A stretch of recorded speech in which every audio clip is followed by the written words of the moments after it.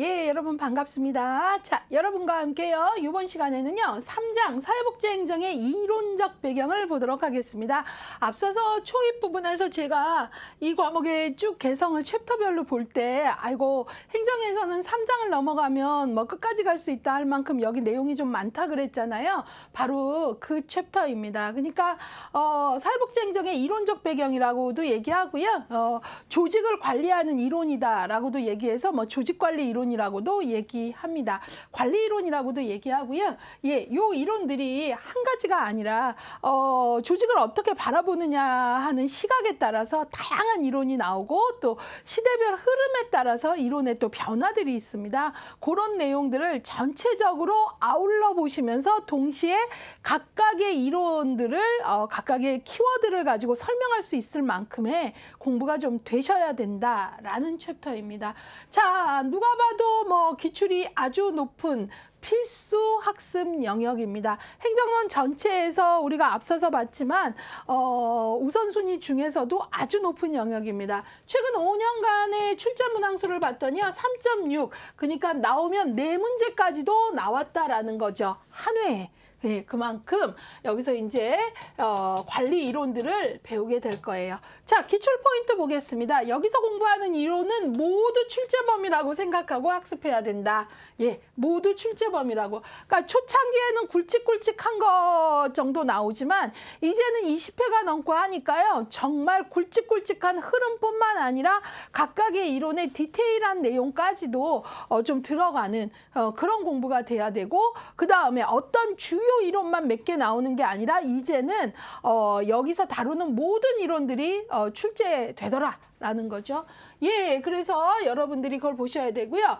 문제가 단독으로도 어떤 이론이 나오기도 하지만 단독으로 출제되지 않더라도 최근에는 한 문제에 종합적으로 다루는, 그러니까 문제는 한 문제인데 다음 중 관리 이론에 대한 설명으로 맞는 것은 틀린 것은 해서 뭐 1번은 관료제 이론, 2번은 과학적 관리론, 이렇게 해서 오지선다형 선택지마다 이론들이 정말 다양하게 나타나는 그런 것들을 볼 수 있습니다. 그래서 이제 종합 문제를 알아야 된다. 그래서 종합 문제를 풀려면 각 이론의 특징을 파악하지 못하면 답이 안 보인다는 거죠. 근데도 이제 여러 이론이 있지만 최근에는 서비스 질 관리가 강조되면서 TQM, 우리가 토탈 퀄리티 매니지먼트 하는 TQM의 관리 이론에 문제가 많이 나온다. 특히 커다랗게 뭐 TQM의 특징 정도를 묻는 게 아니라 그걸 넘어서 그것뿐만 아니라 질을, 서비스의 퀄리티를 강조하는 서브컬, 서비스 플러스 퀄리티 해갖고 서브컬이라 그러는데, 서브컬의 구성 요소 같은 게 아주 상세하게 출제되고 있음에 유의하자라고 지금 입장의 기출 포인트 팁을 드리고 있습니다. 자, 그러면 이제 여러분들 교재 보시면 266쪽부터 269쪽까지 지금 요약집이잖아요. 예, 그럼에도 불구하고 두 쪽으로 해결이 안 돼서 이제 총 4쪽으로 넣어드렸어요. 여기에 있는 것 정도는 그냥 반드시 다 암기하고 들어가셔야 됩니다. 여기서 더 요약이 되면 안 되고요. 특히 이 챕터 같은 경우는 이게 기출이 아주 높은데 요약 중심으로 4쪽 정도 됐기 때문에 기본서 강의를 들으신 분은 이걸로 공부를 마지막 정리를 좀 하시더라도 기본서 강의를 안 들으신 분이라면 여기에서는 제가 반드시 기출회독을 연동해서 공부하셔요 라고 얘기하고 싶습니다. 자, 우리 이제 끝부분 가면 기출회독 다 연동되어 있죠. 또 그리고 스마트폰으로 보시면 아래 다 연동되어 있잖아요. 예, 그래서 좀 보시길 바래요. 정말 기출이 높은 영역입니다.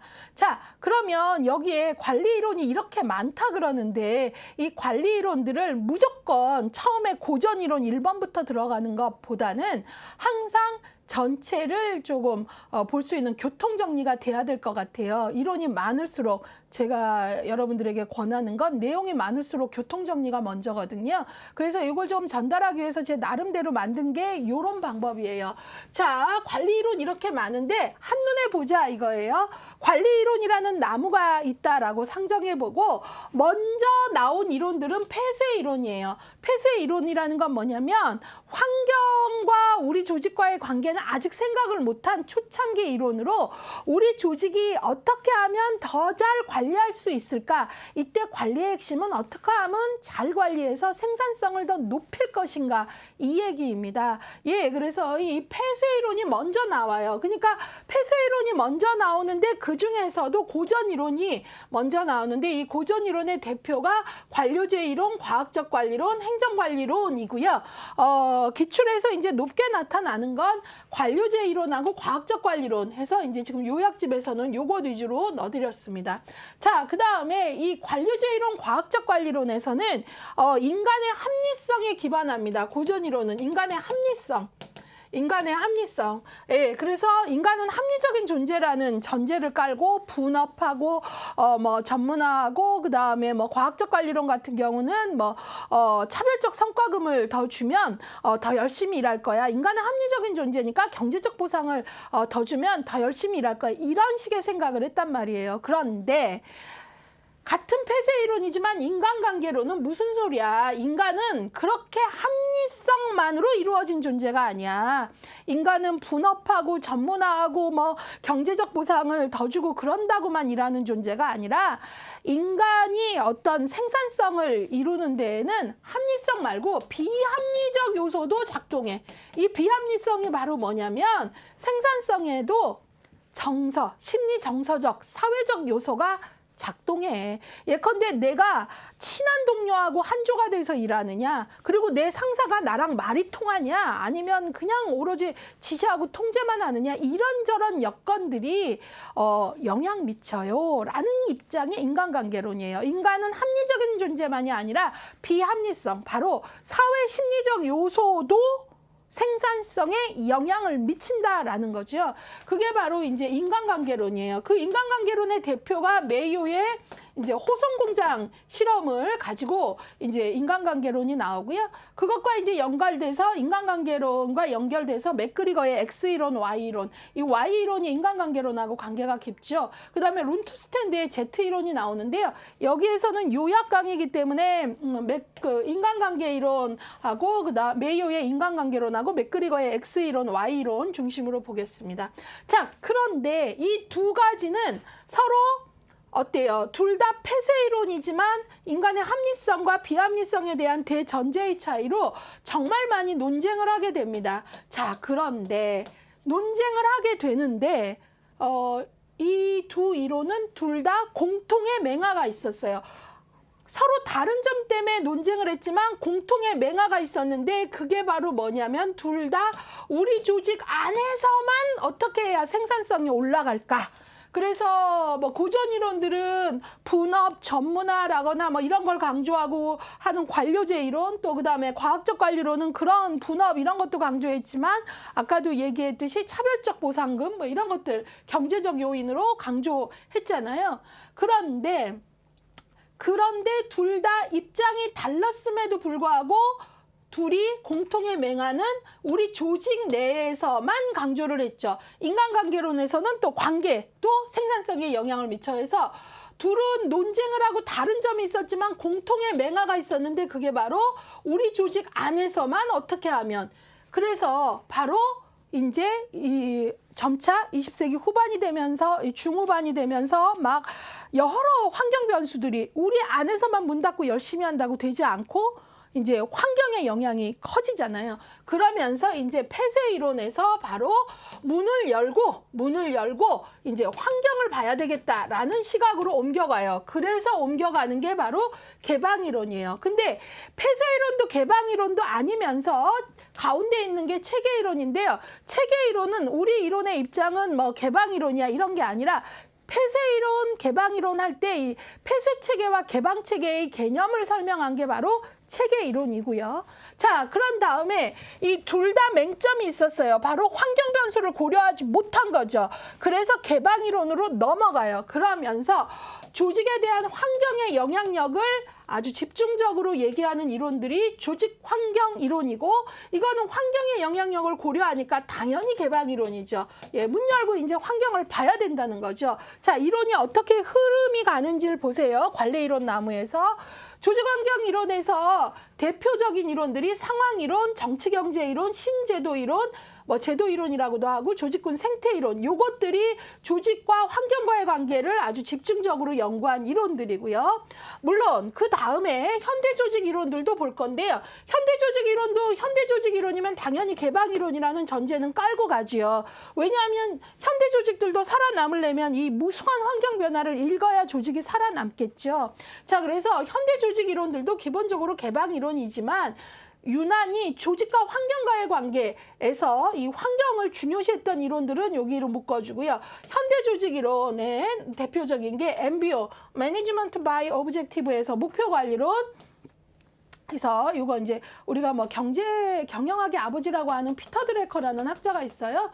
예, 이 사람이 이제 주창한 목표 관리론. 그 다음에 이제 퀄리티를 강조하는 총체적 품질 관리 TQM, 전략적 관리론, 학습 조직 이론 이런 게 나오는데요. 이제 여기에서는 주로 여기에서 다루고 있는 이론들이 이제 여기 것들을 다루면서도 목표 관리론, MBO, 그 다음에 총체적 품질 관리, 학습 조직 이론이 최근에 문제로 조금 많이 대두가 돼서 이런 것들 위주로 강조를 하고 있습니다. 자, 그 다음에 이제 시험 문제를 보다 보면 기타 현대 조직 이론들도 지문에 툭툭 나와요. 예, 그래서 기타 현재 조직 이론들로는 에코러시, 뭐 벤치마킹, 다운사이징, 리스트럭처링, 리엔지니어링 있는데요. 이건 뒤에 가서 제가 키워드 정도만 딱딱 잡아 드릴게요.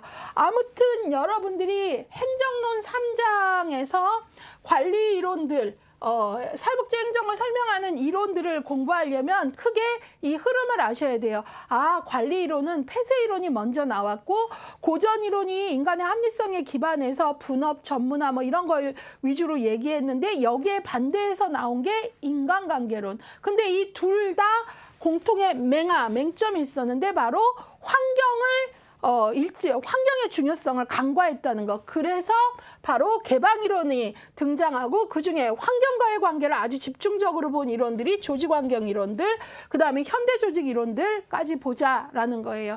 여러분들이 요 표가 시작점이 좀 되고 이게 이미지로 꽉 자리 잡아야지 앞으로 무수히 많은 이론들을 할 때 내가 지금 폐쇄 이론 중에 인간관계론 보고 있구나.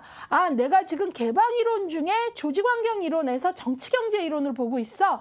라는, 내가 지금 어느 위치에 있는지 교통정리가 돼야지. 안 그러면 이제 헤매다가 끝나요. 딱 3장 하면 이 생각만 나는 거죠. 많어. 엄청 많아. 그 생각만 갖고는 변별력 있는 답을 찾을 수 없습니다. 그래서 이 흐름을 알아야 되고요. 요거에서만으로도 우리는 이런 것들을 생각해 볼 수 있어요. 바로 뭐죠? 사회복지 관리, 행정의 관리 이론 중에 문제에서 개방 이론이 아닌 것은 하고 이쪽 폐쇄 이론 툭툭 넣으면 골라낼 수 있어야 되고요. 폐쇄 이론만 묶어라 하면 묶을 수 있어야 되고, 개방 이론만 묶어라 하면 묶을 수 있어야 되는 거죠. 그런 어떤 바로 교통정리, 분류, 이게 먼저 되고 나서 안으로 하나씩 1번 고전 이론 중에서 관료제부터 봐야지 그거는 그 다음. 이거부터 먼저 합니다. 예, 그래서 이 표를 머릿속에 넣고 이론의 흐름을 알고 시작을 하는 게 아주 중요하다는 거죠. 길을 잃지 않는 공부를 하셔야 됩니다. 자, 그러면 이제 이 중에 바로 고전 이론, 폐쇄 이론에 먼저 고전 이론을 볼 건데요.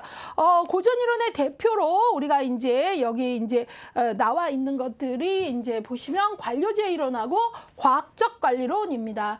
고전 이론은 최근 기출 20, 21, 22회 다 나왔어요. 관료제 이론하고 과학적 관리론은 별표를 둘 다 해드렸는데요. 단독 문제로도 잘 나오지만 관료제 이론하고 과학적 관리론은 종합문제 오지선다형에 빠지는 경우가 거의 없고요. 그 다음에 다른 이론에 대한 설명으로 맞는 것은 틀린 것은 거 할 때 틀린 이론으로 툭툭 이렇게 그 오지선다형 선택지에 넣을 때 유난히 얘네들을 많이 넣습니다. 그렇기 때문에 기본 중에도 기본이다라고 준비를 하시면 되겠죠. 자, 관료제 이론하면은 우리가 대표학자가 베버입니다. 베버에 의해서 제시된 이론이고요. 관료제 이론하면은 우리가 이제 흔히 제일 많이 생각하는 게 요 삼각형이죠. 예. 그래서 관료제 하면은 요런 그림이 생각나실 거예요. 관료제는 위계가 있죠. 예. 상층, 중층, 하층 뭐 위계가 있고요. 그 다음에 이제 여기가 A가 있다 그래도 A1, A2 뭐 이런 전문화가 있고 분화가 이루어지죠. 위계, 전문화, 분화 뭐 이런 것들이 아주 강조되고요. 철저하게 관료제는 능력 중심이기 때문에 좀 비인간적이다 이런 말을 하기도 합니다. 고도로 전문화된 지식을 바탕으로 합법적, 합리적 규칙과 최대한의 효율성을 목적으로 한다. 그래서 관료제 이론을 합법성과 합리적 규칙을 강조한다. 그래서 합리화법 이론이라고도 합리화법 이론이라고도 얘기합니다. 관료제의 가장 큰 특징은 뭐예요? 위계적 권위 구조. 그쵸? A와는 A 말 듣지 B 말을 듣지는 않겠죠? B 말을 듣는 사람은 B1, B2이겠죠. 이런 위계적 권위 구조. 예. 그 다음에 규칙의 체계. 예. 사전에 규칙이 명시되어 있죠. 규칙의 사전 명시. 그 다음에 전문화된 분업, 예, A1, A2 이런 식으로. 그 다음에 철저하게 능력 중심이기 때문에 비인간적 인간관계다. 뭐 이런 얘기들을 할 만큼 이 관료제 이론은 여러분들이 이런 내용들을 정확히 알고 가셔야 되겠습니다. 그래서 이제 우리가 관료제는 위계구조, 규칙, 뭐 분업 전문화, 능력과 기술 중심 이런 것들을 강조하고요. 그래서 이제 관료제는 우리가 기능적인 측면도 있지만 역기능적인 측면으로 뭐 좀 비민주성이다, 비인격적이다, 또 사전에 규칙이 너무 엄격하고 하기 때문에 뭐 창조성이 결여될 수 있다, 뭐 이런 어떤 비판들도 할 수 있습니다. 자, 이게 이제 관료제 적어도 요 정도는 잡아 주셔야 되고요. 예, 그러면 요 정도 키워드는 반드시 아셔야 돼요. 자, 그 다음에 여러분들이 이렇게는 공부하시면 안 돼요. 관료제는 나쁜 거.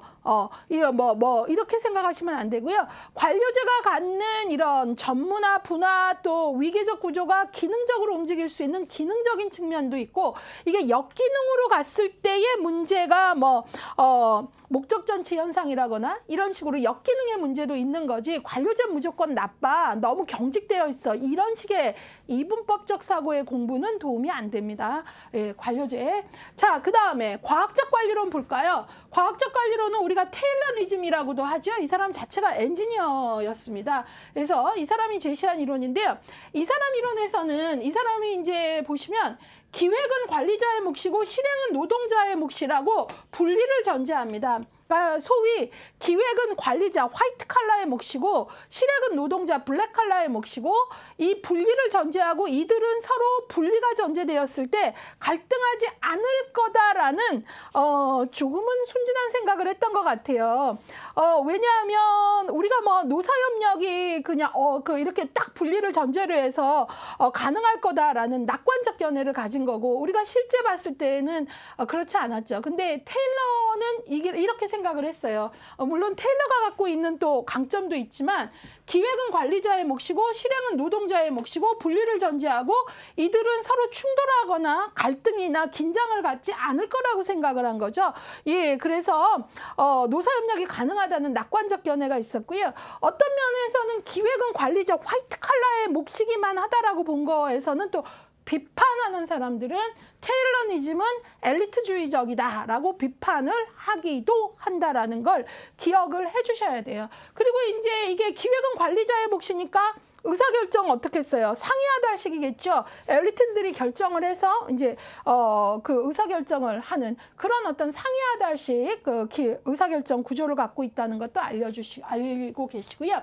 여기에서도 이제 과학적 관리론이다 보니까 어떤 것들을 강조하냐면 분업 체계를 강조하고 이런 것들이 있는데요. 특히 이 특징에서 테일러는요, 차별적 성과금을 제시하고 물질적 보상을 중시해요. 그러니까 테일러는 주어진 시간에 그냥 쉽게 그냥 상징적으로 얘기하면 A조와 B조가 있는데 A조가 B조보다 주어진 시간 동안 생산품을 냈는데 에러 없이 좋은 상품을 더 많이 만들면 얘네는 차별적 성과금 더 줘. 경제적 보상이 인간에게 있어서 물질적 보상이 일하는 동기가 된다라고 보는 게 과학적 관리론의 입장이에요. 인간은 물질적 보상, 차별적 성과금 주면 열심히 일하게 돼 있어. 이렇게 생각을 한 거죠. 인간은 대단히 합리적인 존재라는 전제이기 때문에 물질적 보상을 더 주면 니네가 한 만큼 줄게 하면 더 할 거야. 이런 입장을 가졌던 거죠. 예.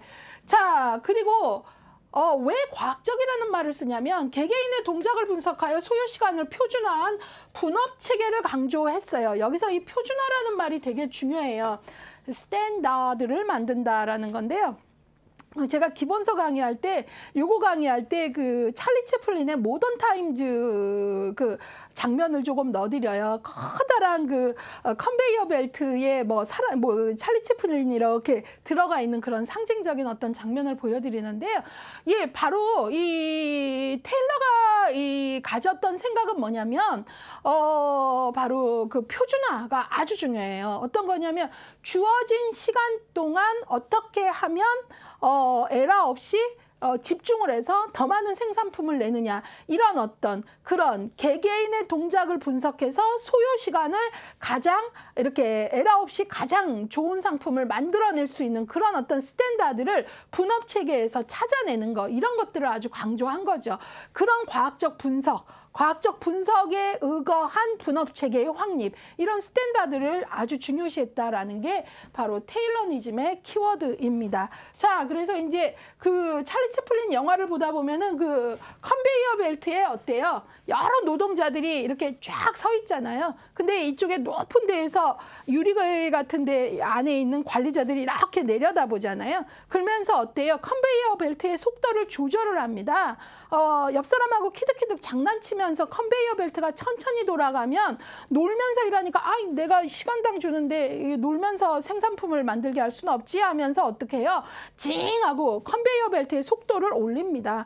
예, 올렸을 때는 막 정신없이 집중을 하게 되죠. 근데 너무 올리게 되면 생산품은 많아지지만 에러가 또 너무 많은 거죠. 그러면서 어때요? 컨베이어 벨트의 속도를 몇 정도 맞췄을 때 집중하고 에러가 최소화되느냐, 그 스탠다드를 찾는 그런 식의 개개인의 동작을 분석하고 소요 시간을 표준화하는 그런 의미의 과학적이라는 관리를 강조했다라는 거예요. 여러분들이 이렇게 또 얘기를 하면 과학적 관리론은 옛날 이론인가 보다 하는데, 현대 조직 어디서나 과학적 관리를 합니다. 어떤 업무나 스탠다드를 찾으려고 하지요. 예, 그런 걸 좀 보셔야 됩니다. 자, 그러면 이제 키워드 그 정도 조금 보시고요.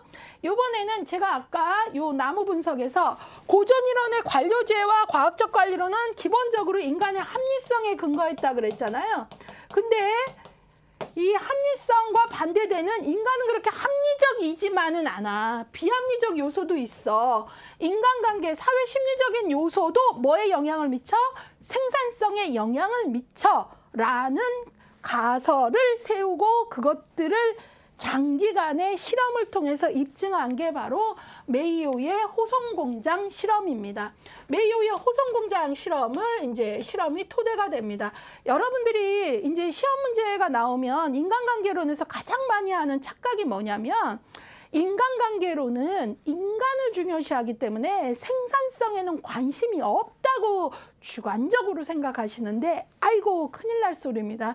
기본적으로 모든 관리 이론의 목표는 생산성입니다. 어떻게 하면 생산성을 증가할 것인가. 근데 인간관계 이론은 이전의 이론이 합리적인 요소로만 인간을 보면서 분업을 잘하면, 표준화를 잘하면 이런 얘기를 했다면, 인간관계론은 생산성 향상에는 그런 거 말고 비합리적인 요소, 인간관계도 영향을 미쳐라는 얘기예요. 그래서 인간관계, 구성원 간의 상호작용, 비공식적 집단 등에 따른 생산성 향상에 초점을 둡니다. 그래서 인간관계로는 생산성에 관심이 없을 거다, 이런 식으로 주관적으로 생각하시면 안 된다라는 거죠.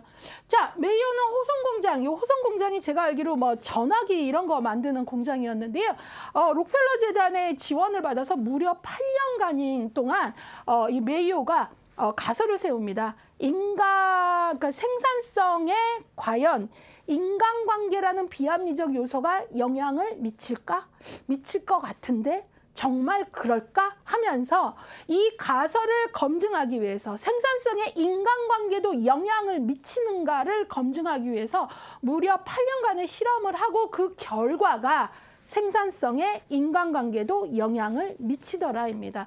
그러면 이 실험의 내용들에 대해서는 이건 요약 강의이기 때문에 제가 길게 설명 못하고요. 기본 강의 가면 좀 더 관련 화면 보여드리면서 조금 더 풀어드립니다. 지금 여기서는 요거에만 집중을 할게요. 자, 그래서 인간관계론의 호송공장 실험을 통해서 무엇도 인간관계도, 이거는 다른 말, 인간관계나 상호작용, 비공식적 집단.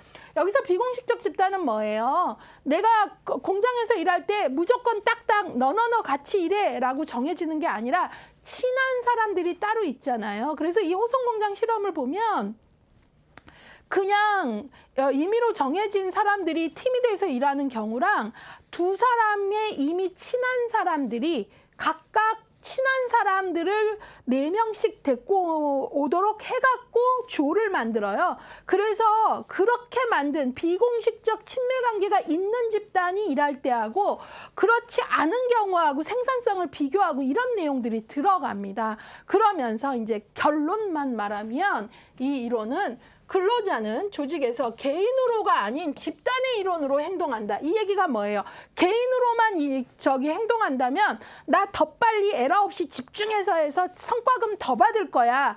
이렇게 생각하는 거겠죠. 근데 인간관계 이론은 이 실험을 해봤더니 인간의 심리, 사회, 정서적 요인도 생산성에 영향을 미치더라. 즉, 근로자는 개인으로서만이 아니라 집단의 일원으로 행동하고 집단 내의 인간관계는 정서나 감정 등 비합리적 요소로 이루어지고 이 비합리적 요소, 바로 심리적 요소도 어디에 영향을 미치더라?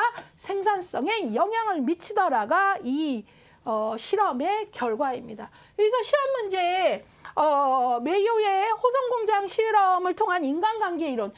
인간관계 이론은 근로자는 집단이 아닌 개인으로 존재한다는 걸 밝혔다 하면 말이 아니죠. 틀렸죠. 개인으로서가 아닌 집단의 이론으로. 그리고 메이오의 인간관계 이론은 인간의 생산성에 합리적 요소를 강조했다 아니죠. 비합리적 요소도 내 정서나 인간관계가 영향 미치더라는 걸 밝힌 거죠. 그걸 아시는 게 중요합니다. 자, 그 다음에 이제 맥그리거의 X이론, Y이론을 볼게요. 기본적으로 X이론, Y이론에서는요. X이론은 뭐냐면 여러분들에게 한번 물어보는 거죠. 인간은 일하기 좋아하는 존재라고 생각합니까? 라고 제가 물어보면 두 개가 나와요. 아, 인간은 원래 일하기 좋아한다. 아이, 무슨 말이냐. 인간은 원래 일하기 좋아하지 않는다 나오는데요. 아주 특이한 집단이 아니면 인간은 원래 일하기 좋아하지 않는다가 좀 더 많이 나옵니다. 예, 뭐 정답이 있는 건 아닌데요. 그래서 X이론이 인간은 일하기 좋아하지 않는다예요. 싫어한다. 자, 그러면 여러분들이 관리자라면 내가 관리하는 사람들이 일하기 싫어한다는 인간관을 내가 갖고 있다면 이 관리자는 통제와 지시를 하겠죠. 당연히. 왜? 내 인간관이. 아, 인간은 원래 일하기 싫어해. 통제하지 않으면 딴짓할 거야. 이런 입장을 갖겠죠. 그래서 X이론은 일하기 싫어하는 존재라는 인간관, 따라서 통제와 지시가 필요하다라고 보는 거고요. Y이론은 그대로 반대입니다. 사람은 일하기 좋아한다. 그렇기 때문에 셀프 컨트롤, 셀프 다이렉션이 가능하다. 그러니까 X이론은 아유, 인간은 일하기 싫어해. 티타임 그냥 두면 마냥 1시간도 가질 파냐. 안 돼. 내가 가서 통제해야지. 좀 이런 거라면 Y이론은 티타임을 갖더라도 자기들이 알아서 셀프 컨트롤 할 거야. 자기 통제하고 자기 지시할 거야. 라는 믿음이 있는 거겠죠. 예, 그래서 X이론의 관리자는 통제와 지시라면 Y이론은 자기 통제와 자기 지시가 가능하다고 믿는 거죠. 예, 그래서 자기 만족과 자기 실현의 욕구가 보상이 된다고 봐요. 요거를 자, 매슬로우의 욕구 단계 이론으로 연결을 했습니다. 자, 매슬로우 볼까요? 예, 매슬로우 너무 잘 아시죠? 매슬로우 욕구 5단계예요. 1, 2, 3, 4, 5. 1단계 생리적 욕구, 2단계 안전에 대한 욕구, 3단계 애정과 소속의 욕구, 4단계 자존의 욕구, 5단계 자아실현 뭐 이렇게 얘기하잖아요. 자, 그런데 여기서 이 이론을 바탕으로 봤을 때 X 이론은 3단계까지이고요. Y 이론은 4, 5단계입니다. X 이론은 바로 뭐냐면 이 얘기예요. X이론은 바로 통제와 지시가 필요하고 일하기 싫어한다. 욕구 단계 중 생리적 욕구 여기 1, 그 다음에 안전에 대한 욕구 2, 3, 사회적 욕구가 애정과 소속이죠. 그래서 여기까지가 바로 X이론이라는 건데 바로 X이론인 사람들은 일해서 일한다는 거예요. 이런 이유 때문에 생리적 욕구, 밥을 굶을 순 없지. 먹고 살려면 일하러 나가야 돼. 언제까지 이렇게 불안정하게 살 거야. 일해야지. 뭐 이거고요. 그 다음에 마누라 자식을 보니 일하러 나가야지. 하기 싫어도. 이런 게 X이론이라고 본 거죠. 그래서 X이론, 일하기 싫어하면 매슬로우의 몇 단계? 1, 2, 3단계. 그 다음에 Y이론은 어때요? 4, 5단계거든요. 자기존중 4, 자아실현 5죠. 예, 그래서 Y이론에 속한 사람들은 일하는 내가 참 좋아. 내가 열심히 일했더니 다른 사람들이 나를 인정해주네. 뭐 이런 자존. 그 다음에 이 일은 뭐 예컨대 뭐 제약회사의 연구원이 인류를 위해서 이건 너무 힘들지만 반드시 꼭 이뤄내야만 해야 하고 뭐 밤새고 어떤 실험을 한다거나 뭐 이런 자아실현 뭐 이런 어떤 거거나 이제 이를 통해서 자기를 실현하고자 하는 뭐 꼭 그런 뭐 연구원만이 아니더라도 자, 그래서 바로 4, 5단계가 Y이론입니다. 예, 그래서 X이론과 Y이론을 매슬로우하고 연결하는 것도 중요합니다. 그 다음에 나온 김에 여기 이제 Z이론은 맥그리거는 아닌데요. Z이론은 룬트스탠드라는 학자인데요. 룬트슈테드는 X이론에도 Y이론에도 속하지 않은 인간들이 있다고 해요. 쉽게 말해서 고도의 아주 자율성이 인정되고 분위기만 준비해주면 아주 스스로 100% 알아서 하는 인간들이 있더라. 그런 사람들은 X도 Y도 아니다. 이 사람들을 이제 Z이론이라고 봤습니다. 그래서 뭐 자아실현에서도 좀 더 넘어가서 이 사람들은 뭐 대표적으로 룬트슈테드는 Z이론에 속한 사람들을 뭐 연구하는 학자라거나 이런 사람들을 얘기하는데 그런 식으로도 X이론도 Y이론에도 속하지 않는 그런 어떤 분위기만 조성해주면 알아서 고도의 자율성 안에서도 일하는 사람들을 Z이론으로 봤다. 그 정도 놓으시면 되겠습니다. 자, 그래서 여러분들이 X이론, Y이론 좀 연결하고요. 왜냐면 또 이렇게 하면 또 학생들이 또 착각을 하죠. 인행사에서는 지금 이거는 맥그리거가 X이론, Y이론을 만드는 데 있어서 매슬로우의 욕구 단계를 적용을 한 거고요. 여러분, 인행사에서는 절대 착각을 하면 안 되죠. 인행사에서는 어때요? 요렇게 나눠야죠. 예, 아이고야, 잠깐요. 인행사에서는 요렇게 나누셔서 1에서 4단계까지가 베이직 니드 기본 욕구이잖아요. 예, 결핍 욕구에서 베이직 니드 기본 욕구이고요. 그 다음에 5단계 하나만 기본 욕구가 아닌 성장 욕구잖아요. 그쵸? 예. 5단계만 성장 욕구, 메타 욕구잖아요. 예. 그래서 요거 구분하셔야 됩니다. 매슬로우가 본 기본 욕구, 결핍 욕구는 몇 단계? 4단계까지. 성장 욕구는 5단계 하나. 근데 지금 하는 건 바로 맥그리거의 X이론, Y이론으로 볼 때에는 X이론은 어디까지? 3단계까지. Y이론은 어디까지? 4, 5단계. 예, 착각하지 않도록 당부드립니다. 워낙 공부할 내용이 많다 보니까 시험 문제 이렇게 풀다 보면 공부하고도 이제 마구 헷갈리시는데 그것 좀 잡으셔야 돼요. 예. 자, 그래서 이것도 얘기했고요. 자, 이번에는 그 체계 이론을 보겠습니다. 아까 제가 이 그림에서 체계 이론은 폐쇄나 개방 이론의 어디 하나에 속한 게 아니라 폐쇄체계, 개방체계를 얘기한 이론이라고 얘기했죠. 예, 그래서 폐쇄체계, 개방체계. 예, 그래서 폐쇄체계, 외부와의 교류 단절. 그 다음에 개방체계, 외부와의 에너지, 정보, 자원 등을 교류. 그래서 아까 문 닫고 우리 조직 안에서만 어떻게 해야 생산성이 올라갈까 했던 대표적인 폐쇄 이론이 고전 이론, 인간관계론이었고요.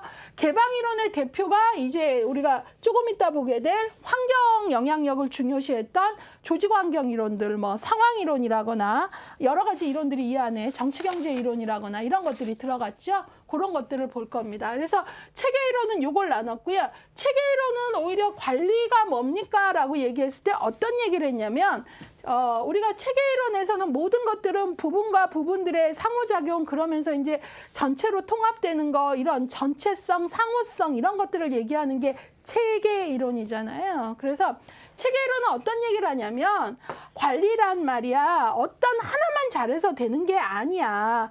관리라는 것은 그것을 둘러싼 여러 하위 체계들이 서로 이렇게 어때요? 맞물려서 서로 모빌과 같이 연결되어 있는데 관리라는 것은 어떤 하나만 열심히 해서 되는 게 아니라 관리는 생산하위 체계,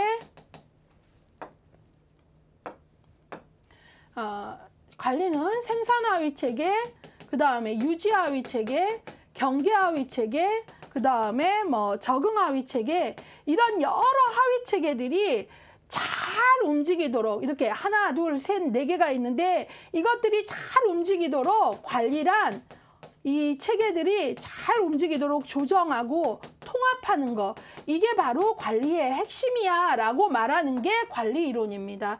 예, 그래서 요 관리 이론에서는 이렇게 설명을 하는데 그렇다면 아이고 죄송해요. 예. 이렇게 얘기를 하는데 여기에서 그러면 생산이란 뭐냐? 사회복지 조직으로 말하면 생산하위 체계는 서비스 제공입니다. 사회복지 조직의 서비스 뭐예요?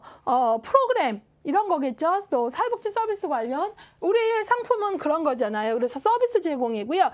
유지하위 체계는 조직의 안정이고 대표적인 유지가 바로 직원이에요. 예, 그래서 우리가 생산하위 체계는 사회복지 조직의 프로그램 같은 상품이고요.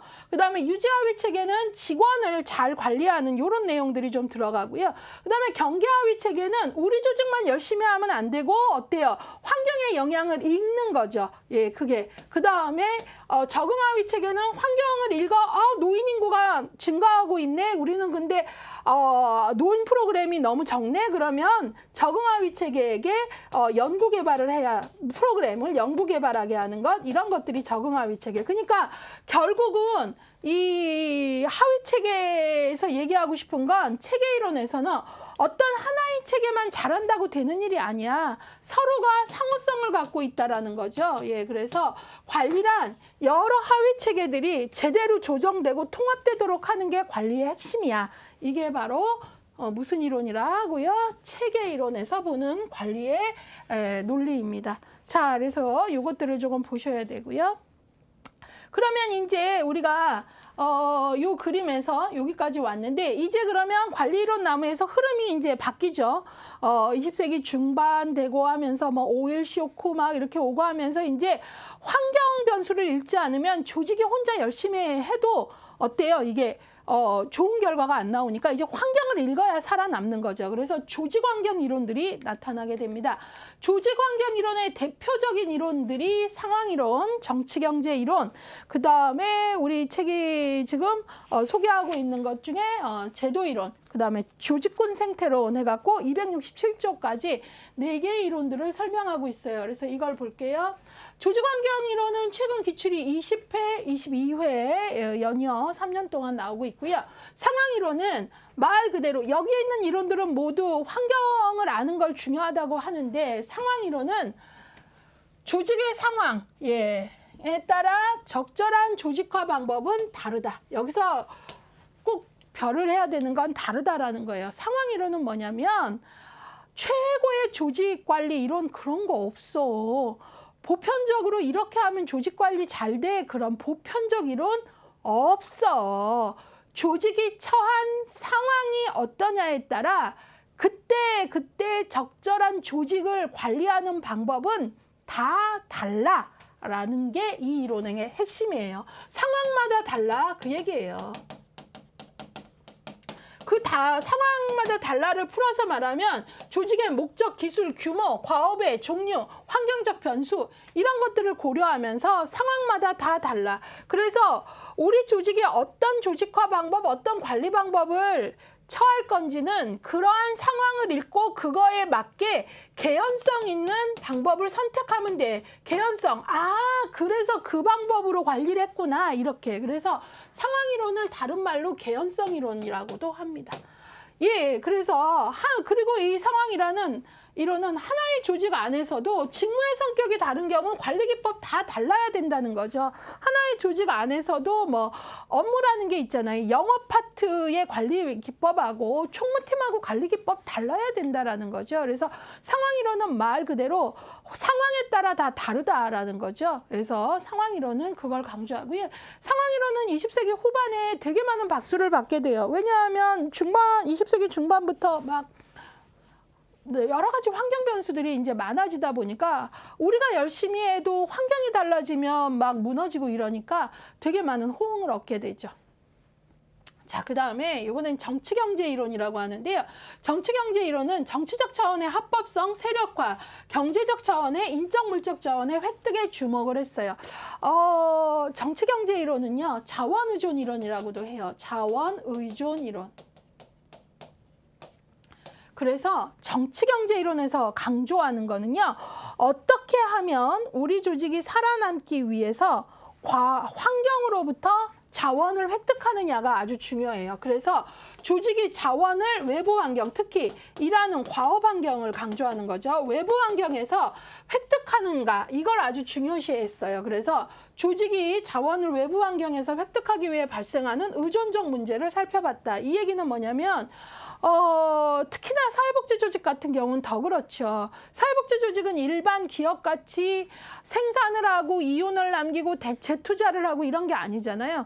어떻게 하든지 사회복지 조직은 지역사회라는 환경에서 어때요? 인적 물적 자원을 확보해야 되거든요. 그리고 환경에 많이 자원에 의존을 하고 있죠. 예, 그래서 바로 자원의존 이론이라고도 부르는 거예요. 그리고 어떻게 하면 정치경제 이론에서는 외부 환경으로부터 이 자원들을 획득하느냐, 이게 아주 중요한 이론이고요. 그것이 관리의 핵심이다. 그럴 때 이 자원을 크게 두 가지로 나눴는데 하나가 정치적 자원이고 또 하나가 경제적 자원이에요. 정치적 자원은 뭐냐면 합법성, 정당화, 세력화 이런 거고요. 경제적 자원은 일정 물적 자원의 확보입니다. 예, 그래서 조직의 독립성과 자율성을 확보하기 위해 경쟁, 협력, 갈등, 계약 등의 전략을 설명하게 됩니다. 그래서 이 정치경제 이론에서는 무엇보다도 어떻게 하면 환경으로부터 우리에게 필요한 자원들을 얻어내느냐, 정치적으로 어떻게 하면 우리 기관에 꼭 지역사회에 필요하다는 합법성, 당위성 이런 것들을 이제 얻어내고 세력화하느냐, 경제적으로는 일정 물적 자원들을 확보하느냐, 이것들을 아주 강조하면서 이런 입장에서는 환경을 안 읽고는 견딜 수가 없으니까 환경의 중요성을 강조한 조직환경 이론에 들어간 거죠. 자, 정치경제 이론은 어떤 면에서 조직이 생존하기 위해서는 좀 가시적인 자원을 강조했어요. 정치적인 세력이라거나 경제적, 물적 자원이라거나. 근데 이제 조직환경 이론 중에서도 제도 이론이라는 게 있는데요. 이 제도 이론은 글쎄 니네 말도 맞는 것 같지만 근데 있잖아, 자원이라는 건 눈에 보이는 것만이 자원이 아니야. 눈에 보이지 않는 것도 중요한 자원이야. 좀 이런 입장이에요. 그래서 바로 제도적인 환경 속에서 존재하는 규범이나 규칙에 의해서 조직의 성격이 결정된다고 본 게 제도 이론이에요. 그러니까 눈에는 확 보이지 않지만 우리 조직이 살아남기 위해서는 어떤 제도가 새롭게 생겼지, 어떤 법률이 통과됐지, 그것이 우리 조직에게 미칠 영향은 뭐지, 이와 같은, 그리고 또 제도가 제시해야 하는 평가 기준은 뭐지, 이런 것들을 잘 알아서 우리가 그거에 잘 순응할 때 좋은 평가를 받을 수 있고 생존할 수 있어. 이와 같이 제도를 알고 순응하는 능력이 생존 능력이라고 보는 게 제도 이론이에요. 그러니까 가시적 자원보다 비가시적 자원을 강조하는 거죠. 그래서 제도적 환경 속에 존재하는 규범이나 규칙을 잘 아는 게 중요하다라는 거예요. 어떤 규칙이 새로 생겼지? 어떤 제도가 새로 만들었지? 그래서 그런 제도에 순응하는 능력, 그것이 생존의 정당성을 확보한다라고 본 거죠. 그래서 이제 이 제도 이론에서는 어떻게 하면 제도를 잘 알고 그것에 순응하느냐와 관련해서 조직 간의 동형화 과정, 동형화 현상을 말하는데 이 동형화 현상은 뭐 그 안에 모범 사례에 대한 모방과 전이 행동 이런 것들로 설명하는데요. 이걸 뭐라 그러냐면 제도 동형화 과정이라 그래요. 근데 이 제도 동형화 과정에는 세 가지가 있어요. 이거 뭐 예전에 아주 짜증나게 나온 적이 있어서 조금 뭐 강제, 규범, 그 다음에 모방 뭐 이런 거거든요. 예, 요 얘기예요. 그 얘기가 무슨 얘기냐면 제도 동형화 과정. 어떻게 하면 제도를 잘 알고 그것에 순응을 하느냐. 그것이 우리 조직의 생존과 관련되어 있다라고 보는 거거든요. 그래서 이 제도 동형화 과정이라는 것은 강제, 그냥 좀 쉽게 설명하면, 무슨 법이 어떻게 바뀌었지? 저거 빨리빨리 저 법을 제대로 이해하고, 뭐 따라가야지 이런 거. 그 다음에 규범, 전문직적 규범들을 직원들이 잘 숙지하는 것. 뭐 우리 직원들은 이 규범이라는 게 되게 중요한 거예요. 우리 직원들이 뭐 어떤 엄마가 아이를 데리고 와서 걱정하는데 우리 아이가 너무 뭐 발달이 느리고 산만해서요 그랬더니 아이고 우리 삼촌도 그랬어요. 뭐 발달이 조금 느려도 뭐 나중에 다 괜찮대요. 이렇게 얘기하는 사회복지사가 있는가 하면 어느 조직의 사회복지사는 그렇게 안 하고 엄마가 와서 아이의 발달 지연을 걱정하는데 DSM의 기준으로 아동 발달 지원에 대한 어떤 기준으로 아이를 관찰하고 그 다음에 엄마가 전문적인 아동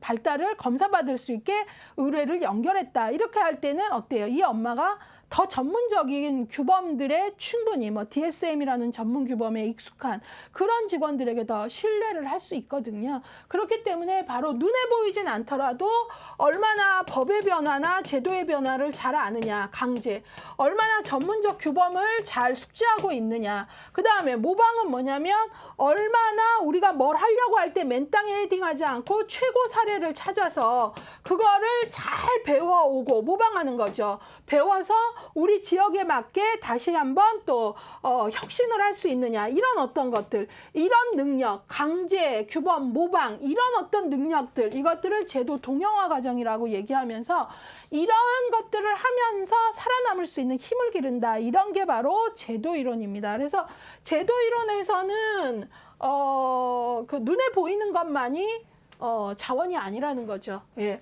얼마나 조직이 변화하는 제도를 제대로 알고 순응할 수 있는 능력이 있느냐, 그 기준에 맞춰서 그게 바로 생존의 정당성의 확보다라고 보는 입장입니다.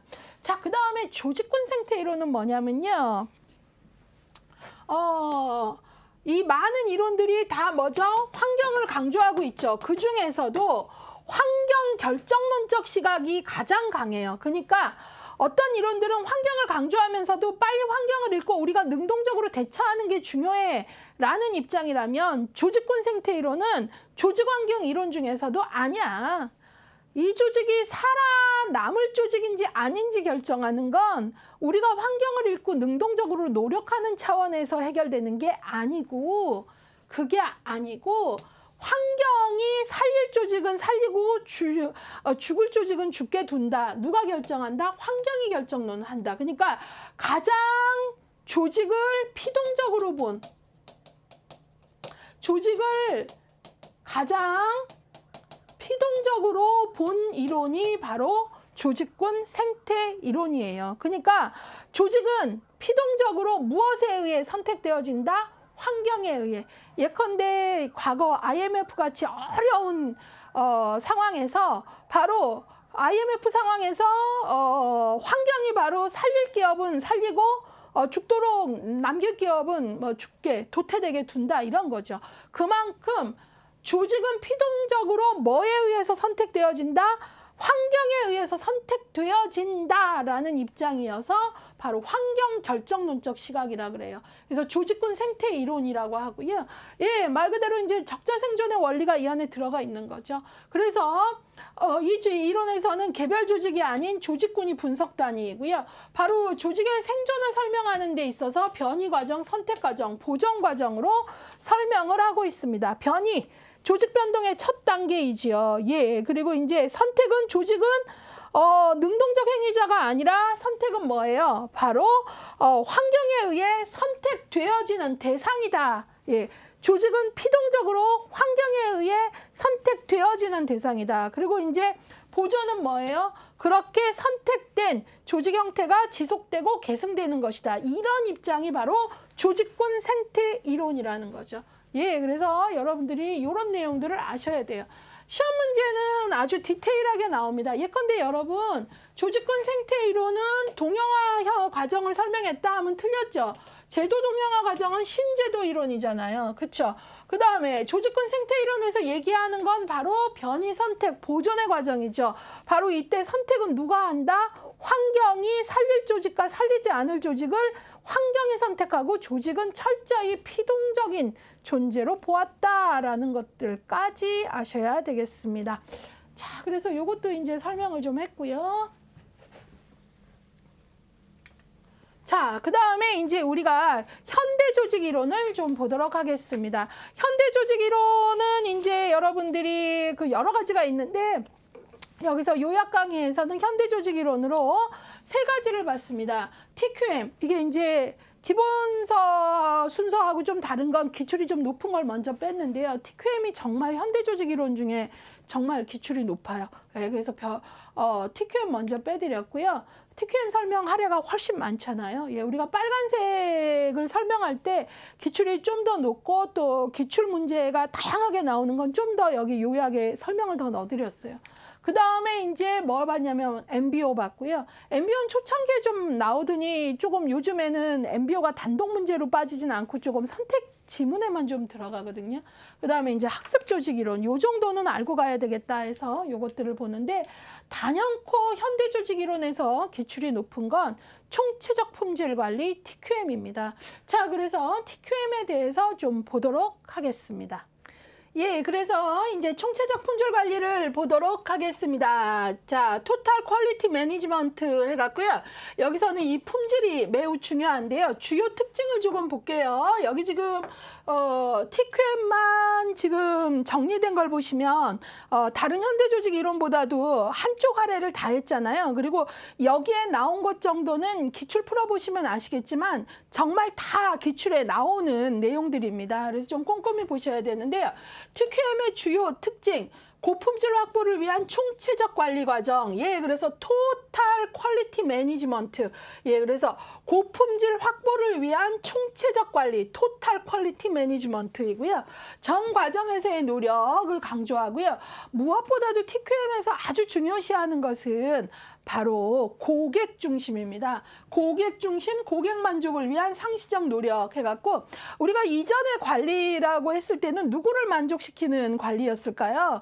예, 맞아요. 조직의 뭐 최고 정점인 CEO를 만족시키는, 그리고 누가 판정자라고 바뀌었을까요? 이 CEO가 판정하는 사람이었겠죠. 근데 TQM에서는 바로 고객 중심, 고객 만족, 그리고 품질 판정자는 더 이상 CEO가 아니라 클라이언트, 그러니까 여기서 얘기하자면 소비자다라는 거예요. 예. 그래서 품질 판정자는 고객이다, 이 얘기거든요. 예. 그래서 TQM의 도입과 정착을 위해서는 리더의 강력한 의지가 요구된다 그랬는데요. 왜냐하면 TQM은 되게 지속적인 개선, 이것들을 얘기하기 때문에 장기적인 관점이고, 리더가 의지가 없으면 TQM이 자리 잡기가 되게 어렵습니다. 그래서 강력한 리더의 의지. 근데 여기서 조심하셔야 되는 건, 강력한 리더의 의지하면 되게 또 지시적이고 직관적인 경향으로 생각하시는데요. TQM을 성공하려면 되게 분권적이어야 돼요. 직원들 모두의 참여가 강조돼야 되고, 여기에서 강력한 리더의 의지라고 하는 거는 이것 자체가 대단히 장기적인 관점에서 이루어지는 거기 때문에, 그래서 리더가 강력한 의지는 지속적인 의지가 있어야 된다, 뭐 이런 의미로 보시는 게 더 맞습니다. 그 다음에 TQM은 집단적 노력, 전체 구성원의 참여. 예, 그래서 아까도 얘기했지만 구성원의 참여를 강조하고, 그 다음에 분권적 조직 구성인 거죠. 구성원의 참여를 강조한다라는 건 위로 올라갈수록 소수의 의사결정자의 파워가 세지는 건 집권적인 거고요. 반대로 직원의 참여를 유도하고 직원의 참여를 강조하는 집단적 노력이라고 할 때는 분권적 조직 구조여야 말이 되죠. 그 다음에 팀워크를 강조하고요. 그 다음에 무엇보다도 지속적 학습, 지속적 개선. 그러니까 소비자를 위해서 대해서는 어때요? 전 과정에 걸쳐서 지속적인 개선의 노력이 필요하고, 그다음에 서비스의 변이 가능성의 방지, 이런 것들도 중요하고, 장기적 관점, 예방적 통제.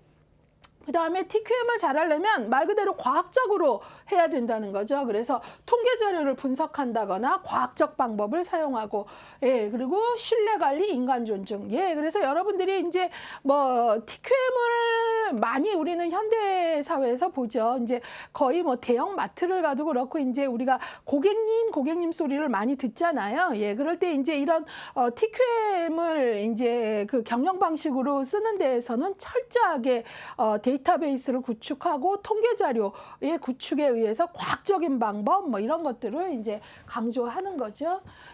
그런 다음에 TQM은 이제 7대 원칙이 있어요. TQM을 잘 하려면 어떤 원칙을 갖나? TQM의 7대 원칙을 볼게요.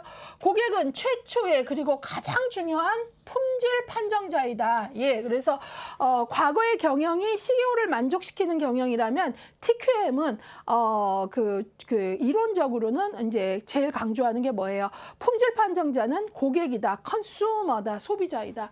품질은 마지막에 추가되는 것이 아니라 생산 초기부터 서비스의 구성 요소가 되어야 한다. 그러니까 여기서 중요한 게 아까 지속적이라는 말이랑 계속 나오잖아요. 그러니까 이 품질이라는 게 어때야 된다? 생산 초기부터 꾸준히. 그 다음에 변동 가능성을 방지하는 것이 고품질 확보의 비결이다. 품질은 개인적 노력 수준이 아니라 시스템 내부에서 일하는 사람들로부터 나온다. 품질은 투입과 과정상의 지속적 개선을 요한다. 질적 개선은 작업자의 적극적 참여를 요한다. 그러니까 TQM을 성공하려면 리더의 강력한 의지만 있으면 안 되고, 직원이 진짜 고객은 품질 판정자이고 고객의 만족을 위한 경영을 하고, 나는 거기에서 고객 만족을 돕는 최일선에 내가 고객 만족을 돕는 자이다라는 이런 의식이 있어야 이제 직원이 적극적 참여가 되는 거잖아요. 근데 그게 쉽지 않으니까 리더의 의지가 필요한 거죠. 그 다음에 품질은 조직 전체의 책임을 요한다 그랬어요. 그 다음에 이제 시험이 요것들이 이제 다 이렇게 다 빼드린 게, 왜냐하면 실제로 TQM의 7대 원칙이나 요 앞서서 본 TQM의 그 주요 특징 같은 것들이 시험에서 거의 인용이 되거든요. 그러니까 이런 문장들을 정확히 읽어라 해갖고 이렇게 계속 나오는 거고요. 이제 우리가 TQM이 말하는 서브컬, 품질, 품질을 가장 중요시한다 그랬을 때 이 서브컬은 뭐냐면 서비스 플러스 퀄리티의 약자예요. 그래서 서브컬이라고 얘기하거든요. 그러면 이런 TQM이 추가하는 서브컬은 어떤 것들을 갖추고 있어야 되냐 해갖고, 이게 너무 시험에 자주 나와서 앞글자만 따서 외우자 그랬죠. 신즉, 확공가 이렇게 외우자 그랬는데, 신뢰성, 즉흥성, 확신성, 공감성, 가시성. 요거 뭐 확실히 외우셔야 됩니다. 그냥 품질 차원에 대한 설명으로 맞는 것은 틀린 것은 이렇게도 나오기도 하고요. 어떻게 했다. 이거는 품질 차원 중에 뭘 한 거냐. 이런 식으로도 물어본단 말이죠. 예제로 나와도 키워드가 보여야 어떤 품질 차원의 노력인지 보이겠죠. 일단 신, 즉, 확공가 외우시고요. 신뢰성. 약속된 방식, 일관된 방식으로 서비스를 제공하고 품질에 대한 클라이언트의 기대를 만족시키는 것. 그래서 우리가 소비자로 하여금 품질에 대한 만족을 하려면 첫 번째가 뭐예요? 신뢰성이라는 거죠. 그래서 약속된 방식으로 이거고요. 그 다음에 즉흥성, 필요한 시기에 짧은 시간 내에 서비스를 제공한다. 즉흥성, 응답성. 확신성, 서비스에 대한 풍부한 지식을 갖춰 신뢰를 줄 수 있도록 한다. 이때 이 신뢰라는 말 때문에 이 신뢰성으로 착각하시면 안 돼요. 확신성은 말 그대로 전문성과 관련된 거예요. 그러니까 서비스에 관해서 풍부한 지식을 갖춘 사람들이 서비스를 준다는 그거죠. 확신성, 전문성과 관련된 거고요. 공감성, 클라이언트에 대한 개별화된 이해, 감정이입, 소비자에 대한 개별화된 이해, 그 다음에 가시성, 유형성, 시설 및 장비 위생, 직원의 용모 단정 뭐 이런 것들을 얘기합니다. 그래서 이 신지과학공감 제가 기본서 강의할 때는 일일이 여러 예들을 조금 들어봐 드렸는데요. 이런 것들을 잘 알고 계셔야 예제 연결을 했을 때 반응하실 수 있습니다. 예, 그래서 우리가 그 퀄리티가 좋은 서비스라고 하면 이것들이 되어야 된다라는 걸 꼭 기억을 해주시고 적어도 여기에 나온 정도의 개념 정의는 꼭 알고 가셔야 됩니다. 그 다음에 이제 TQM과 관련돼서 문제를 푸시다 보면 리스크 매니지먼트가 같이 많이 연결되고 또 단독으로 나오기도 하는데요. 우리가 토탈 퀄리티 매니지먼트 해갖고 TQM이 정말 총체적 관리 운영이라면 TQM에는 뭐도 포함이 좀 돼야 되냐면 위험 관리도 포함이 되어야 돼요. 예, 물론 위험 관리만도 따로 얘기할 수 있는데 TQM에서 되게 요 요소도 중요하다는 거죠. 조직을 운영하거나 서비스를 제공하는 과정에서 나타날 수 있는 위험에 대한 예측 및 대비, 위험에 대한 대응. 예, 그래서 이제 우리가 리스크 매니지먼트, 위험 관리를 해야 된다라는 게 현대 조직에 있어서 아주 중요합니다.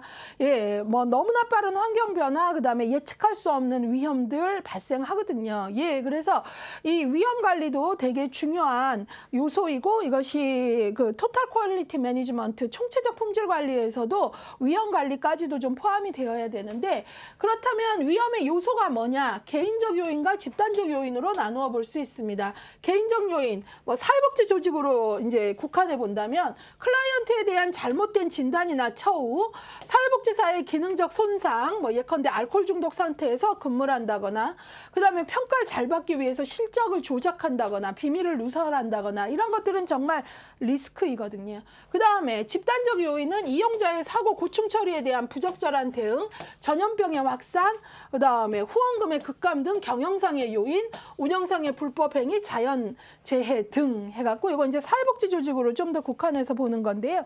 일단은 위험 관리까지도 우리가 이제 생각해 봐야 되는 게 현대 조직 관리에 있어서 대단히 중요하고요. 이제 위험 관리는 크게 개인적 요인하고 집단적 요인으로도 나누어 볼 수 있지만 또 하나는 위험 관리가 제대로 되려면 사후 대응 매뉴얼만 있으면 안 되고요. 예측되는 어때요? 사전 대비가 돼야 됩니다. 예. 사후에 어떻게 대응하는 것이 신속하고 더 이상의 손실을 최소화하느냐 이것만이 중요한 게 아니라 사전에 대비할 수 있는 것도 같이 가야 된다. 그래서 위험 관리는 사전, 사후 같이 가야 된다는 것도 좀 기억을 해주세요. 예, 그래서 위험 관리가 문제 풀다 보면 문제로 조금 나오는데 이런 것들 꼭 기억하셔야 되고요.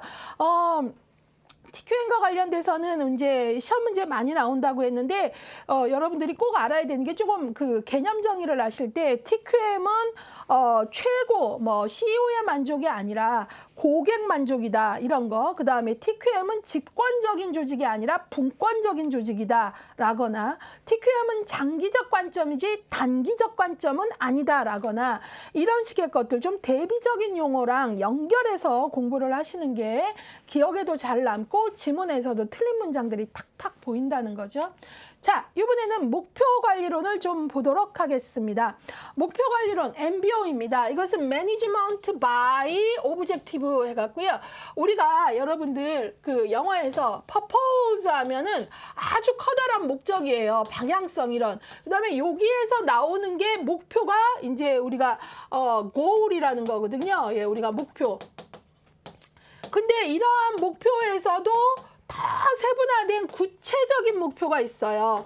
구체적인 목표를 오브젝티브라고 합니다. 예, 그래서 이제 이 오브젝티브라는 거는 뭐 객관적 이런 뜻도 뭐 서브젝트의 반대말로 있지만 여기서 오브젝티브 했을 때는 아주 구체적인 목표를 말하는 거예요. 구체적인 목표에 의한 관리라는 거죠.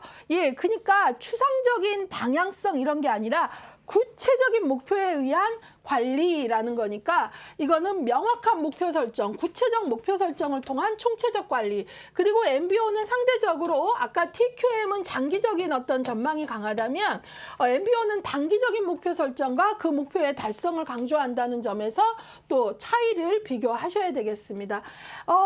MBO는 말 그대로 이렇게 구체적인 목표에 의한 관리니까요. 바로 여러분 구체적인 목표라면 만약에 1년 동안 뭐 내가 뭐를 판매해야 되는 영업사원이라면 1, 4분기 목표, 2, 4분기 목표 이거를 4분기를 나눠서 목표를 잡을 때 아주 높은 사람이 잘 잡겠어요? 그 업무의 담당자가 그 분기의 특성을 알고 목표를 더 잘 잡겠어요? 당연히 담당자겠죠. 그래서 MBO에서는 아주 중요시하는 게 직원의 참여예요. 예, 그래서 여기 보시면 책임관계와 규정, 참여와 상하협조, 그리고 구체적인 목표에 대해서 피드백을 강조합니다. 수시의 피드백을 통해서 그만큼 잡은 목표를 그 기간 동안 해냈는가 이런 것들. 그 다음에 구성원의 동기부여, 보상 강조 이런 것들. 그런데 MBO가 이렇게 구체적인 목표를 설정하고 그것에 따른 관리를 하고 피드백을 수시로 하고 하면서 성과가 잘 나오기도 하지만 또 MBO가 잘못 가면 너무 양적인 구체적인 목표. 나 1, 4분기 몇 프로 향상하기로 했는데 몇 프로 달성 다 했어. 이렇게 돼서 진정한 어떤 클라이언트의 욕구나 효과성에 대한 관심보다 그 수치는 내가 다 했어. 이런 식으로 양적 성과에만 치중하게 될 위험도 있다라고 얘기하는데 이런 걸 한 단어로 말하면 기준행동에 문제가 있다라는 걸로도 우리가 MBO의 어떤 단점을 표현하기도 하거든요. 예, 기준행동, 업무자들이 특정 사안에만 치중을 하고 실질적 서비스 효과성에는 무관심해지는 현상이에요. 그래서 MBO는 구체적인 목표 설정을 강조하고 그것들에 대한 피드백과 수시 평가를 강조하다 보니까 이런 양적 성과, 나 몇 사분기 몇 프로 하기로 했는데 그거 다 했어. 이런 식으로만 되고 진정한 클라이언트의 실질적 서비스의 효과성에 대해서는 무관심할 수 있는 이런 문제들을 기준행동 문제가 발생할 수 있다라고 얘기한다는 것도 기억을 해주시길 바랍니다. 예, 그래서 그것들 좀 보시고요. 초창기에는 MBO가 조금 문제로 나왔었는데 최근에는 기출의 분포로 보자면 TQM이 정말 많이 나옵니다. 현대조직 이론이 많이 나오는데 그 중에서도 TQM이 높다라는 거죠. 자, 그 다음에 이제 우리가 또 볼 수 있는 게 학습조직 이론입니다. 학습조직 이론은 이제 문제가 좀 이렇게 꾸준히 처음엔 거의 안 나오다가 이제 계속 꾸준히 나오면서 최근에는 학습조직 이론의 지문들이 큼직큼직하기보다는 구체적인 내용까지도 다루고 있습니다. 학습조직 이론은 조직과 인력을 임파워먼트 시켜 클라이언트에게 효과적인 서비스를 제공하자. 그러니까 학습조직 이론은 어떤 걸 강조하는 거냐면 직원의 인적 자원이 얼마나 맨파워, 임파워먼트, 역량이 강화되느냐가 결국은 어때요? 생산과 효과로 이어진다고 보는 거예요. 그래서 바로 인력의 임파워먼트, 그러니까 조직의 구성원의 역량 강화를 대단히 강조합니다. 예, 그래서 여기서 이 역량 강화는 개별 구성원의 학습뿐만 아니라 조직 전체의 학습도 강조를 하고요. 이런 학습에 있어서 이제 보고 있는 게 학습이 부분적인 개선을 위한 단선적 학습뿐만 아니라 조직 전체의 개선을 변화를 얘기하는 복선적 학습 둘 다 강조한다라는 것도 기억을 해주세요. 예, 그래서 단선적인 것뿐만 아니라 복선적인 것까지도 그러면서 이제 최근에는 시험 문제를 좀 보다 보면 학습 조직의 구축 요인까지도 이제 나오는데요. 이 학습 조직이 제대로 되려면 직원의 역량을 강화하고 직원의 역량이 강화되는 것이 곧 조직의 경쟁력이다라고 보는 거예요. 예컨대 소비자가 어떤 물건이 필요하다고 말하기 전에 직원의 역량을 강화해서 직원이 먼저 묻는 거죠. 다음 세대 소비자들은 이 상품과 관련돼서 그 다음엔 어떤 상품을 요구할까라거나 먼저 질문하고 그것들에 대해서 개발하고 역량을 강화해서 그것들에 대해서 먼저 질문하고 다른 데하고 그 좁은 시장만 놓고 경쟁하는 게 아니라 먼저 질문하고 새로운 상품을 만들어서 먼저 내놓을 때 이럴 때 경쟁력이 있다 이런 거기 때문에 직원의 임파워먼트가 대단히 중요하다라고 보는 거예요. 예, 그래서 이런 직원의 임파워먼트, 역량을 강화하는 것이 곧 조직의 효과성과 생산과 관련된다 할 때 학습 조직의 구축 요인이 뭐냐가 그 기출로도 나왔는데요. 그게 바로 자기 숙련, 사고 모형, 공유 비전, 그 다음에 팀 학습, 그 다음에 시스템 사고, 요 5가지입니다. 이게 단독 문제로도 나왔었기 때문에 좀 암기를 해주시면 좋겠어요. 여기서 자기 숙련이라는 것은 이제 통제감과 관련된 거예요. 숙련하면 우리가 뭐 직원이 이렇게 좀 더 명상을 하고 뭐 이런 의미가 아니라 통제감, 그러니까 자기 완성을 향한 직원 개개인이 갖는 노력. 예. 그래서 단순의 어떤 지식을 뭐 늘리기만 하는 게 아니라 직원 스스로 어떤 동기부여가 되는 것들이 되게 중요하다라는 그런 내용이고요. 사고 모형이라고 하는 것은 이제 어떤 상황에 대해서 직원들이 종합적인 인식을 할 수 있는 그런 능력, 그러니까 어떤 그 경쟁력 있고 해결책을 제대로 강구할 수 있는 사고의 틀들을 갖는 것. 예, 그래서 이런 사고 모형, 직원들이 그래서 이런 것들을 잘 갖추는 것, 최선의 해결책을 강구할 수 있는 어떤 사고의 프레임을 만들어내는 것. 그 다음에 공유 비전이라는 게 있는데요. 이거는 어때요? 직원들이 개인의 자기 완성도 중요하지만 거기에 그치지 않고 오로지 개인의 비전만을 위해서 일하는 게 아니라 개인의 목표를 조직에 통합할 수 있는 것. 그래서 공유된 비전이 조직 학습의 에너지의 원천이라고 봅니다. 그러니까 우리 조직에 대한 공유 비전이 있어야 된다라는 거고요. 그 다음에 이제 그 팀 학습이 잘 돼야 되는 거잖아요. 집단적 학습, 토론회장. 그래서 이 학습 조직 이론이 아주 잘 돌아가는 그 조직 같은 경우는 어떨 때 보면은 뭐 대학에 아주 활성화가 잘 된 동아리 모임 같이 아주 자유로운 토론 뭐 이런 것들이 아주 잘 이루어지고 아이디어의 창의성 같은 게 이렇게 열린 사고들이 가능하고 이런 것들 팀 학습이 잘 되고 마지막으로 시스템 사고는 체계적인 사고, 조직에서 일어난 일이란 서로 연결되어 있다는 사고입니다. 그래서 서로 업무 파트들이 너무 분리주의가 아니라 서로 연결되어서 일할 수 있는 뭐 그렇게 되면 시너지 효과도 나겠죠. 이런 것들이 이제 학습 조직의 구축 요인입니다. 그래서 이런 것들도 좀 같이 봐주시고요. 근데 이제 이 학습 조직은 이렇게 들어보면 되게 좋습니다. 아, 직원의 역량을 강화하는 것이 곧 경쟁력이다라고 얘기하는 건데 사실은 근데 이게 좀 어려운 게 뭐냐면 특히 영세한 조직에서는 이걸 쓰고 싶어도 어려워요. 왜냐하면 직원을 임파워먼트 하려면 충분히 연구하고 개발하고 하는 임파워먼트화 되기 위한 기간이 필요하고요. 그 시간 동안 그러한 모든 것들을 해볼 수 있는 어때요? 재원이 필요합니다. 예, 그렇기 때문에 이제 이 학습 조직 이론은 상대적으로 좀 장기적이고 물론 단선 학습도 있지만 복선적 학습도 해야 되고 또 장기적이고 직원의 역량 강화라는 게 뭐 한 번에 탁 이루어지는 게 아니기 때문에 이게 뜻이 있더라도 영세한 조직에서는 학습 조직 이론을 딱 선택하기가 좀 어려운 거죠. 왜냐하면 당장 돈 쓸 때가 있는데 직원의 임파워먼트에 돈을 쓰기에는 이제 우선순위에서 이게 계속 배제될 수 있거든요. 그런 현실적 한계도 있다라는 거 좀 같이 얘기합니다.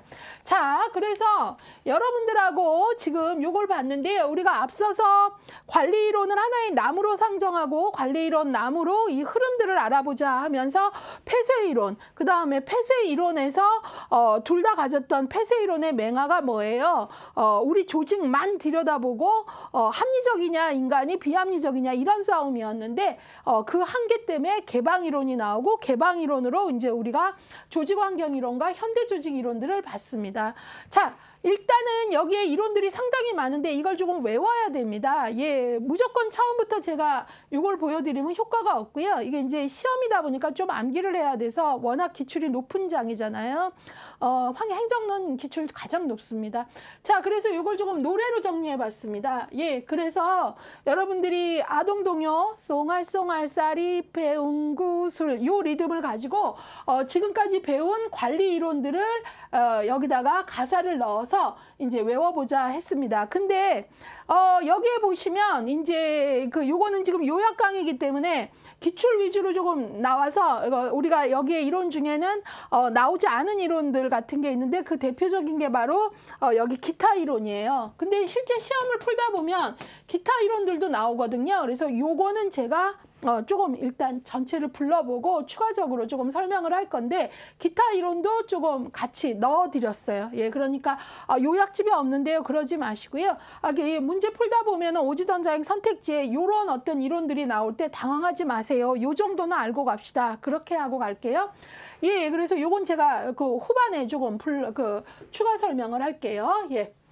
그러면 이건 어떻게 만들었냐면 여러분들이 지금까지 배운 관리이론 나무의 관리이론의 흐름, 폐쇄이론에서 개방이론으로 넘어오는 흐름을 이 안에 넣었고요. 그 다음에 각각의 이론들의 키워드와 이론의 명칭을 연결할 수 있게 좀 넣었어요. 예, 그래서 그냥 처음부터 이거라면 너무나 많다는 생각만 들고 암기가 안 되는데 앞서서 요약 강의지만 조금 어때요? 우리가 이론들의 흐름과 이론의 성격들을 알아봤기 때문에 조금 들어오실 것 같아요. 예, 그래서 볼게요. 요 리듬에 조금 익숙해지려고 앞에 부분 조금 리듬 좀 잡아볼게요. 관리이론 너무 많다 불평 말고 기출 아주 높다니 외워보자.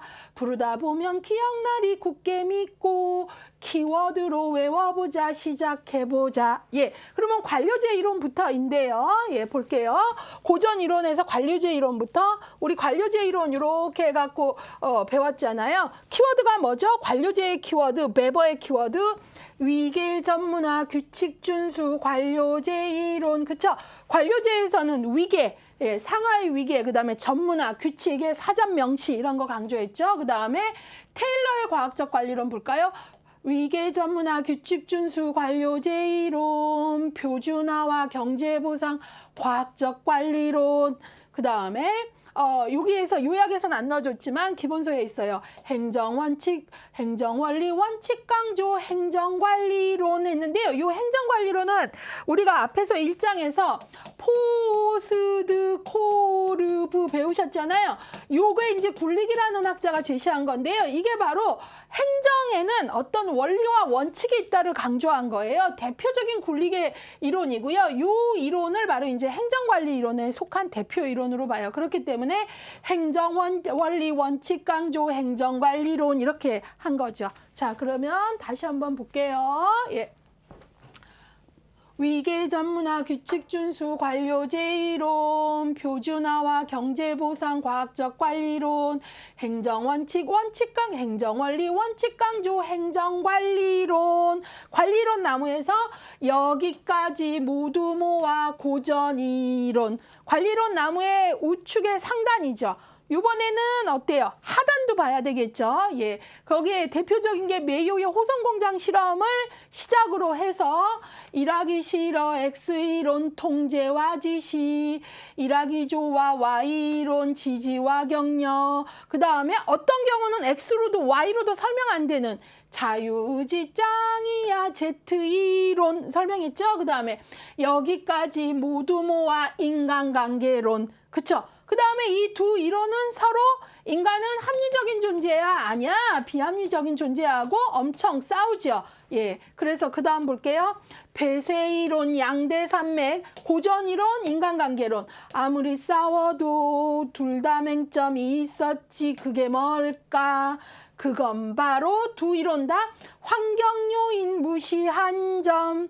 그래서 등장했지 개방이론. 이론의 흐름이 개방으로 넘어가죠. 근데 그 사이에 체계이론은 개방체계, 폐쇄체계를 구분해주고 체계가 갖는 상호 영향력. 어떤 하나가 혼자 잘해서 되는 게 아니야. 이거 얘기했죠. 그건 체계이론. 근데 이거는 딱히 이것이 개방이론, 폐쇄이론 그 자체에 속한 건 아니니까 이렇게 넣어드린 거고 이제 그럼 뭘로 넘어올까요? 자, 바로 그래서 등장했지 개방이론. 그래서 개방이론으로 넘어와서 이제부터는 개방이론에서도 중요하게 다루고 있는 게 아까 뭐였어요? 환경관리론이었잖아요. 그렇죠? 조직환경이론이었죠? 그래서 조직환경이론에 대한 이야기를 한번 해보도록 할게요. 자, 개방이론의 대표적인 조직환경이론. 환경구조, 적합성 강조, 상황이론.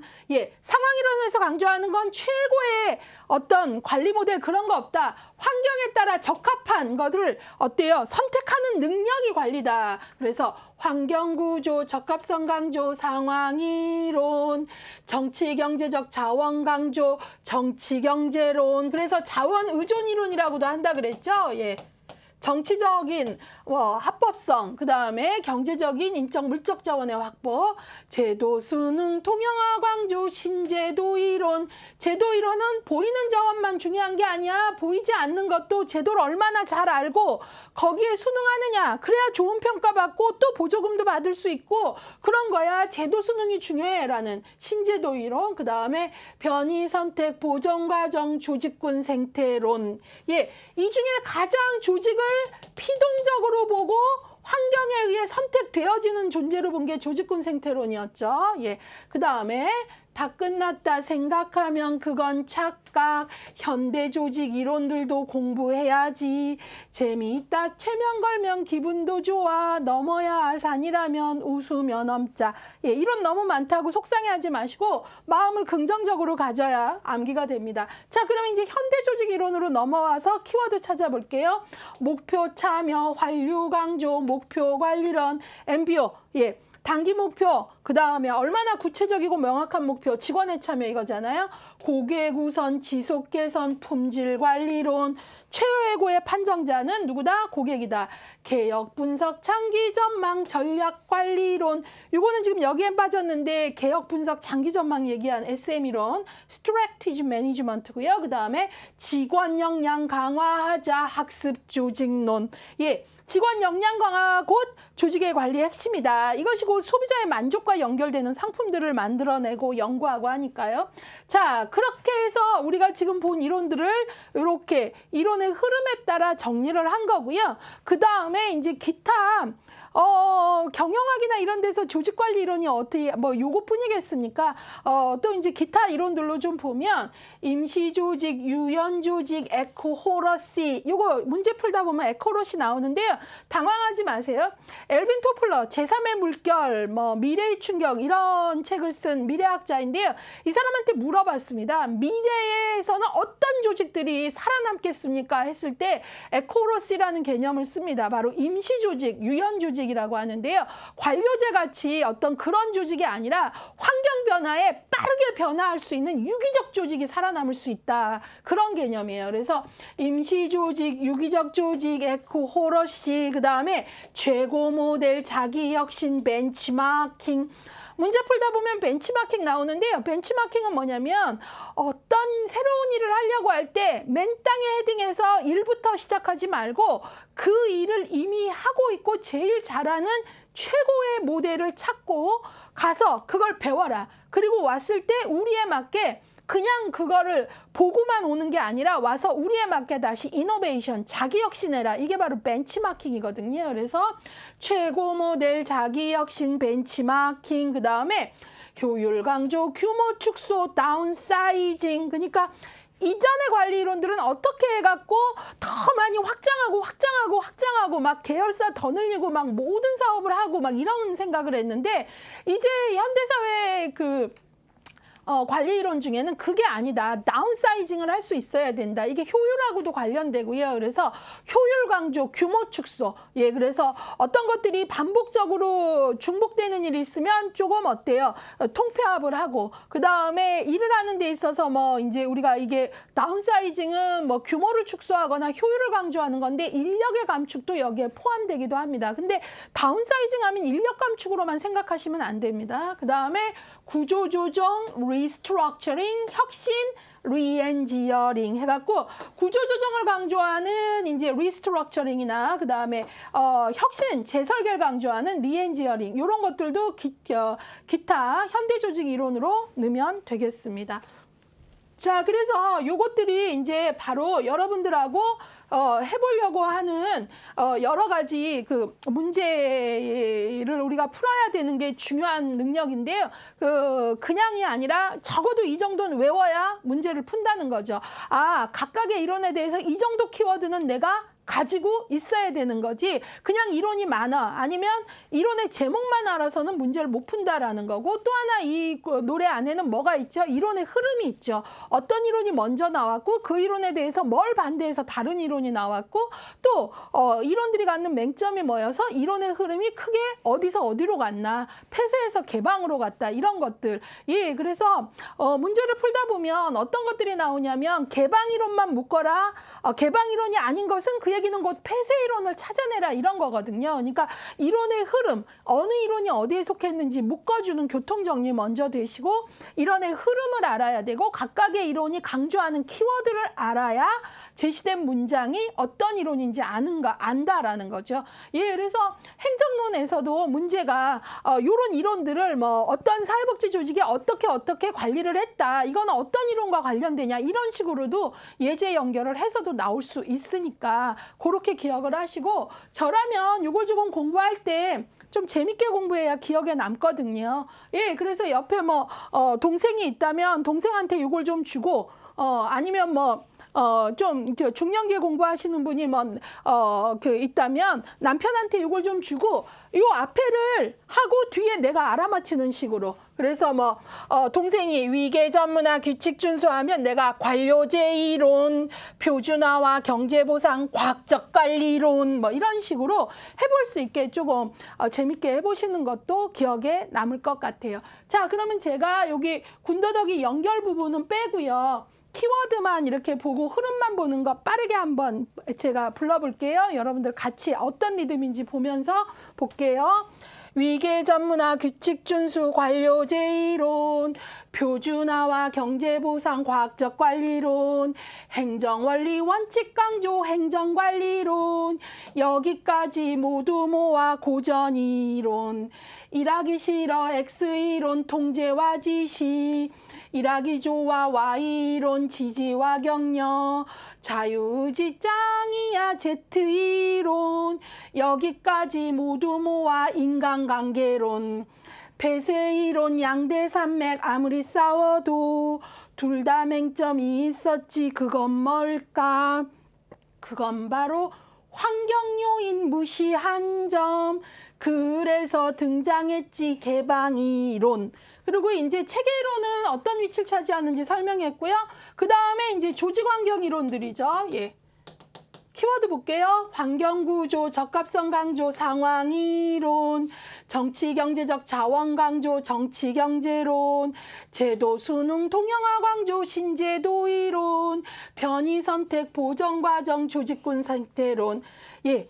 그 다음에 목표 참여, 완료 강조, 목표 관리론, 고객 우선, 지속 개선, 품질 관리론, TQM이죠. 개혁 분석, 장기 전망, 전략 관리론, 직원 역량 강화하자, 학습 조직론, 임시 조직, 유기적 조직, 에코호러시, 최고 모델 자기 혁신 벤치마킹, 효율 강조, 규모 축소, 다운사이징, 구조 조정, 리스트럭처링, 혁신, 리엔지어링. 여긴 좀 무리가 있네요. 예. 자, 그래서 여러분들이 각각의 이론의 키워드와 이론을 연결하셔야 되고, 특히 여기서 보시면 대비적인 거, 고전이론, 인간관계론이 어떻게 대비를 갖는가, 이런 것들. 또 여기에서도 내용적으로 보시면 정치경제 이론하고 신제도 이론이 내용적으로 정치경제 이론이 보이는 자원에 비중을 뒀다면, 신제도 이론은 보이지 않는 제도를 알고 그 제도를 따르는 능력도 중요하다. 이런 어떤 이론들 간의 입장 차이 같은 게 있잖아요. 그런 거 잘 아셔야 되고요. 예. 여기에서 특히 상황 이론 같은 건 뒤에 가서 리더십 이론에서도 또 반복이 되니까 여러분들이 여기에 있는 것들이 이제 뒤에 가서 또 리더십 이론에서도 또 나올 수 있고, 또 인적 자원 관리에서 동기부여 이론에서도 X이론, Y이론 같은 것도 나오거든요. 그렇기 때문에 여러분들이 요 3장에서 요것들을 좀 잘 하시면 또 그 파트 가서는 조금 가벼워질 거예요. 자, 요것들 넣어드리는 이유를 조금 아시고 활용을 하셔서 도움이 되시길 바랍니다.